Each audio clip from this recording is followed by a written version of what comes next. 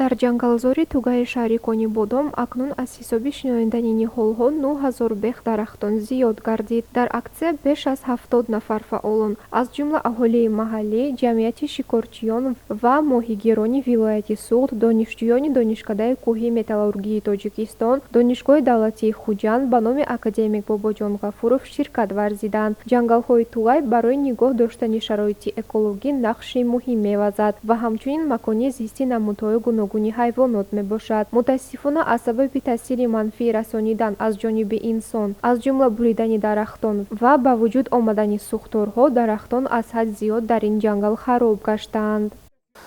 дар имрӯзе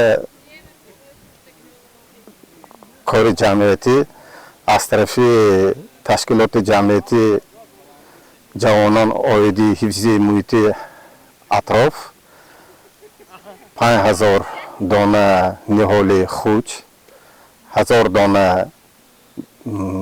дарахти тут, 1000 дона ниҳоли ангур ва 2000 дона калитики ҷигда омода карда шудааст.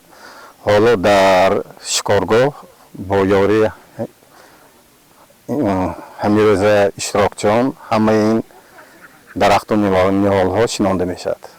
барои барқарор ва нигоҳ доштани ин экосистема пайваста тадбирҳои амалӣ барои мусоидат ба ҳифзи гуногунии биологӣ ва фароҳам овардани шароити мусоид барои ҳайвоноти маҳаллӣ, гурӯҳи ҷавонон оид ба ҳифзи муҳити зист, Агентии давлатии ҳифзи муҳити зисти шаҳри Кони Бодом ва ҳамчунин Сарраёсати ҳифзи муҳити зисти вилояти Суғд чораҳо андешида истодаанд.